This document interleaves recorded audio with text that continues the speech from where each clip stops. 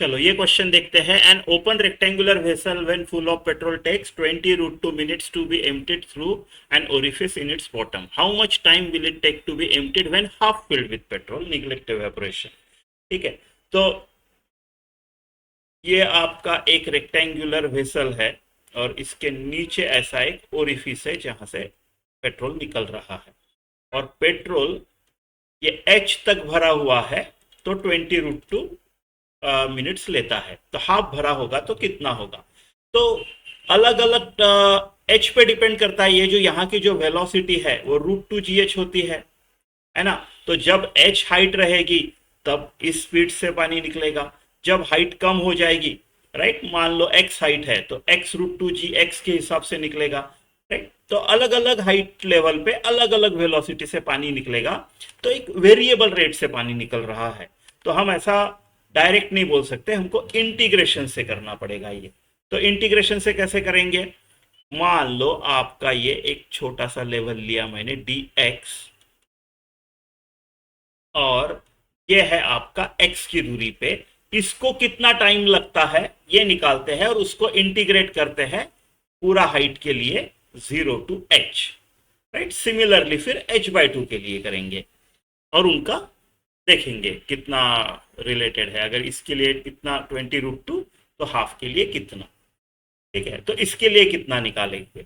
तो इसके लिए मैं क्या करूंगा, अभी मैं जो आपका इक्वेशन है कंटिन्यूटी का A1V1 = A2V2, मान लो इसका जो क्रॉस सेक्शन है वो कैपिटल ए है, क्रॉस सेक्शन एरिया, और इस ओरिफिस का क्रॉस सेक्शन एरिया स्मॉल ए है, ठीक है। तो कैपिटल ए, यहाँ का वी यानी किस रेट से इसका ये हाइट कम होते जा रहा है, यानी dx/dt, हमने जो एक छोटा dx लिया है उसके लिए, राइट,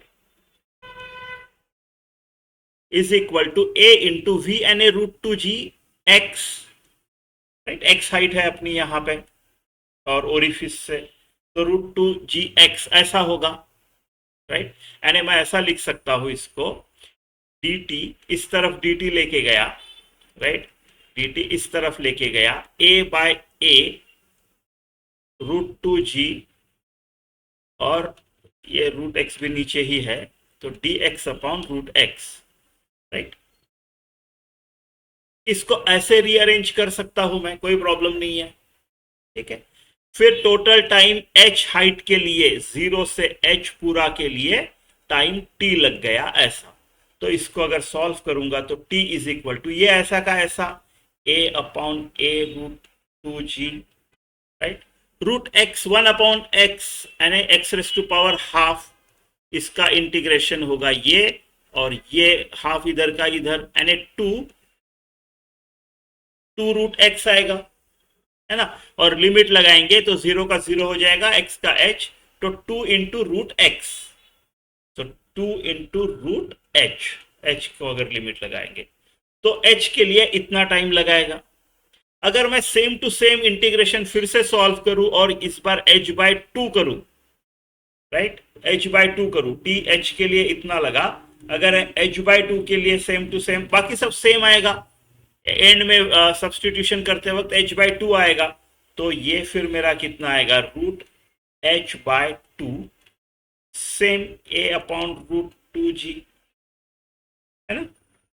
अगर मैं इनका रेशियो लूं तो h के लिए कितना टाइम लगा अपॉन h/2 के लिए कितना टाइम लगा, दिस कम्स टू बी, सब कुछ कट हो जा रहा है, 1/√2 ही बच रहा है, राइट, 1/√2 ही बच रहा है।